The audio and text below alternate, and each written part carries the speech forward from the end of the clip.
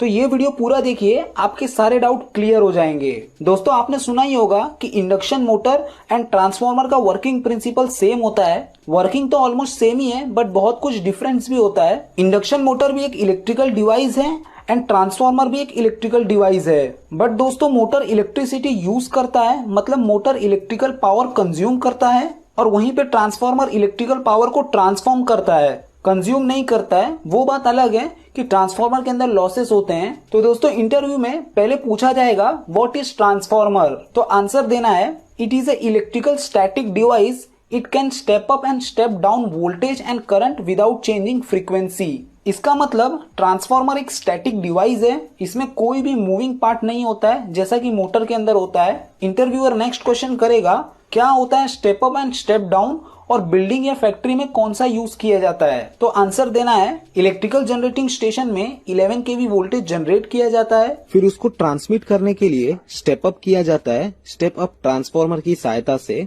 मतलब वोल्टेज को बढ़ाया जाता है 11 केवी से 220 केवी तक या उससे भी ज्यादा। तो वहां पे हम लोग स्टेप अप ट्रांसफार्मर का यूज करते हैं। फिर उसको सब स्टेशन की सहायता से स्टेप डाउन करते करते हमारे फैक्ट्री या बिल्डिंग तक 11 केवी या तो 33 केवी में दिया जाता है। दोस्तों हमारी बिल्डिंग या फैक्ट्री में स्टेप डाउन ट्रांसफार्मर लगा होता है जो कि वोल्टेज को स्टेप डाउन करता है 11 केवी टू 415 वोल्ट। जैसे ही आपका आंसर खत्म होगा, इंटरव्यूअर पूछेगा फ्रीक्वेंसी कितनी चेंज होती है स्टेप डाउन करते टाइम पर, तो आपको आंसर देना है सर ट्रांसफार्मर फ्रीक्वेंसी नहीं चेंज करता है, हमारे इंडिया की फ्रीक्वेंसी फिक्स्ड है 50 हर्ट्ज। दोस्तों तो भी इंटरव्यूअर बोलेगा वोल्टेज इतना चेंज हो रहा है तो थोड़ा बहुत तो फ्रीक्वेंसी चेंज होनी चाहिए ना, तो आपको बोलना है नो सर ट्रांसफार्मर फ्रीक्वेंसी नहीं चेंज करता है। नेक्स्ट क्वेश्चन इंटरव्यूअर पूछेगा डिस्ट्रीब्यूशन ट्रांसफार्मर में एचटी साइड में एंड एलटी साइड में कौन सा ब्रेकर यूज किया जाता है, मतलब कौन सा सर्किट ब्रेकर यूज किया जाता है। दोस्तों इसका आंसर देना है